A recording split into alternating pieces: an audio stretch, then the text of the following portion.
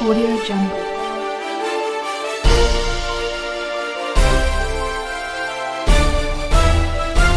Audio Jungle. TV और मैं हूं अभिषेक उपाध्याय। इस समय अगर बात करें तो कहीं न कहीं देखा जाए लोकसभा का चुनाव की सरगर्मियां बड़े जोरों पर था, जिसका उतार हुआ जनता के द्वारा। और देखा जाए तो हर एक पार्टियां अपने कैंडिडेट को मैदान में उतारी थी, नियुक्त हो चुकी हैं। आज हमारी टीम अयोध्या जनपद की अगर बात करें तो विधानसभा मिल्कीपुर जो चर्चित विधानसभा रहा है, यह सीट बीच में ही खाली हुआ है और यहाँ का जो क्या नाम है कैंडिडेट है अपनी होड़ लगाए हुए हैं और यहाँ के बड़े ही लोकप्रिय बड़े ही हमारे साथ आज उपस्थित हैं। इनसे मुझे वार्ता करना है और इनसे मुझे वार्ता करना इस बिंदु पर कि आखिरकार मिल्कीपुर जो विधानसभा है, यहाँ ऐसा विकास बिंदु क्या क्या है जो खास रूप पे यहाँ नहीं है और वो होना चाहिए। सर मेरे चैनल में आपका बहुत बहुत स्वागत है। जी बहुत बहुत धन्यवाद।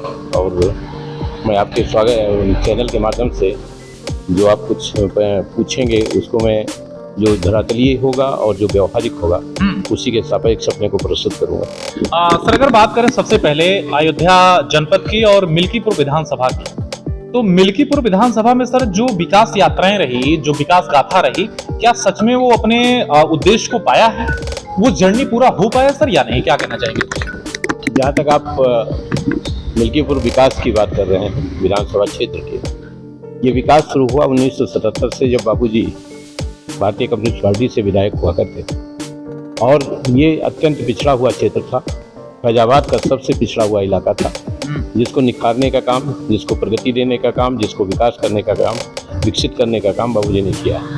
1993 तक वो लगातार यहाँ से विधायक और फैजाबाद से सांसद होते रहे, लेकिन उसके बाद ये सीट रिजर्व हुई और फिर 2012 से यहाँ से रिजर्व सीट के चलते यहाँ से विधायक भाजपा के हुए, सपा के हुए, और आज ये सीट यहाँ से जो सपा के विधायक हैं उनके सांसद बन जाने के बाद ये सीट खाली हुई है, जिसके सापेक्ष चुनाव होना है। मिल्कीपुर आपका विधानसभा है, अगर देखा जाए तो एक बड़े ही चर्चित परिवार से आप हैं सर। अगर देखो चिन्हों पर आप चलेंगे, ठीक उसी विकास यात्रा को आप यहाँ जन जन के बीच में पहुंचेंगे सर क्या? निश्चित रूप से हमने जो चुना है, अभी मैं लोकसभा का चुनाव का प्रत्याशी भी था, उसमें कहें भारतीय कम्युनिस्ट पार्टी से। बाबूजी की जो राजनीतिक गाथा है, राजनीतिक शुरुआत है, वो इसी पार्टी से, कम्युनिस्ट पार्टी से हुई थी। 1995 में बजाय उन्होंने कम्युनिस्ट पार्टी छोड़ा था और सपा ज्वाइन किया था। बाद में 2004 में वो बसपा से सांसद हुए थे फैजाबाद से।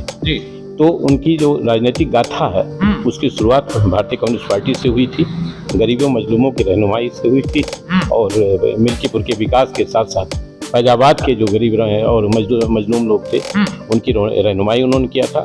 कम्युनिस्ट पार्टी के पैटर्न पर, कम्युनिस्ट पार्टी की राजनीतिक शैली पर, राजनीतिक जो उनकी काम करने की शैली थी, उसके तहत उन्होंने एक अपना नाम कमाया था, मात्र उत्तर प्रदेश में नहीं पूरे देश में।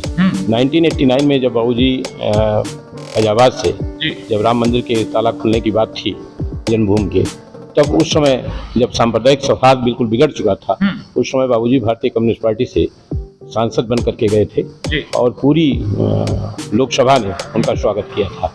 धर्मनिरपेक्षता के नाते और एक सांप्रदायिक तत्वों के खिलाफ जो लड़ाई उन्होंने लड़ी थी, उसके सापेक्ष उनका स्वागत पूरी लोकसभा ने किया था।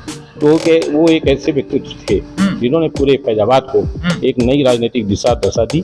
आज की तारीख में हालात कुछ बदल गए हैं, राजनीतिक हालात बदल गए हैं, सामाजिक हालात बदल गए हैं, राजनीति में धर्म, जाति और पार्टी का वर्चस्व हो गया है, जिसके चलते कुछ परिस्थितियां बदली हैं, लेकिन आने वाले समय में निश्चित रूप से इसमें परिवर्तन होगा।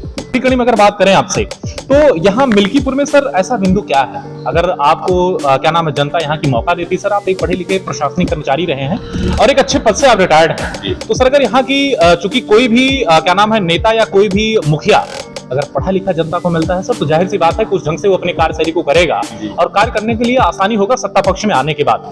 तो सर वो कौन कौन सा ऐसा कार्य है जो यहाँ करना चाहिए? देखिए, आप अगर फैजाबाद के मिल्कीपुर को स्पेशली देखेंगे, इवन की फैजाबाद भी क्या हालात ये है, क्या चिकित्सा के नाम पे शून्यता है। कोई भी ऐसा चिकित्सा के क्षेत्र में ऐसा कोई भी मेडिकल कॉलेज, मेडिकल वो क्या कहते हैं सुविधाओं से भरा हुआ कोई अस्पताल नहीं है जहाँ से क्या कहते हैं आपको मेडिकल सुविधाएं मिल रही हों। शिक्षा के क्षेत्र में जब हम जाते हैं तो साकेत महाविद्यालय को अवध विश्वविद्यालय का नाम अवश्य दे दिया गया है, लेकिन विकास के नाम पर शिक्षा के ही यहाँ शून्यता ही नजर आती है। कोई ऐसी चीज़ नहीं आई है ना तो कोई टेक्निकल कॉलेज आया, ना कोई मेडिकल कॉलेज आया, ना कोई क्या कहते हैं इस तरह के आईटी के टेक्निकली और मेडिकली वो बिल्कुल शून्य है फैजाबाद का जो विकास है। यद्यपि अयोध्या के विकास को लेकर करके आप इसे कह सकते हैं कि अयोध्या के राम मंदिर को लेकर के विकास को आप एक रूप दे सकते हैं, लेकिन उसके सापेक्ष जो कार्रवाइयाँ हुई हैं उनको लेकर के आम जनता में असंतोष है।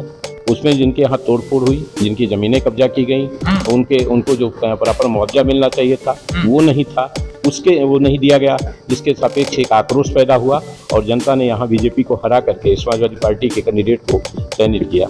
तो बात करें तो मैदान में हर एक पार्टी अपने प्रत्याशी को उतार रही है और होड़ लगी है। क्या नाम है, कुछ दमदार चेहरे हैं, कुछ साधारण चेहरे हैं, कुछ और भी नए चेहरे आएंगे। तो सर इसमें जनता के पास कई विकल्प है, कई ऑप्शन है। इसमें जनता इंद्रसेन जी को फिर से चयन क्यों करेगी? ऐसा क्या बतौर पार्टी समझेगी सर आपका जनता चुनाव करेगी? देखिए अभी तो हम लोग इस चुनाव को लड़ी नहीं सकते हैं क्योंकि ये रिजर्व सीट है जी। ये जो समाजवादी पार्टी का कैंडिडेट अनुसूचित तबके का आएगा उसके सापेक्ष हमको निर्णय लेना पड़ेगा, जो भाजपा का आएगा उसके सापेक्ष निर्णय लेना पड़ेगा, जो अन्य कोई आएगा उसके सापेक्ष हमको निर्णय लेना है। तो हाँ, लिहाजा हम अभी आज की तारीख में जब तक कैंडिडेट सेट नहीं क्लियर होता है, जब तक कैंडिडेट्स नहीं आते हैं तब तक हम कुछ निर्णय लेने की और जनता के बीच में जाने की, उनको समझाने की, उनको बताने की कोशिश नहीं कर सकते हैं। हम जब कैंडिडेट्स आ जाएंगे उसके बाद ही निर्णय लेंगे कि हमें करना क्या है। जहाँ तक समाजवादी पार्टी का सवाल है, अगर सांसद के परिवार से कोई आया तो उनका विरोध सुनिश्चित है। ये पक्का है कि उनका विरोध हर हालत में किया जाएगा, परिणाम कुछ भी हो, लेकिन ये कि अगर उनके परिवार से टिकट आता है तो निश्चित रूप से उसका विरोध किया जाएगा।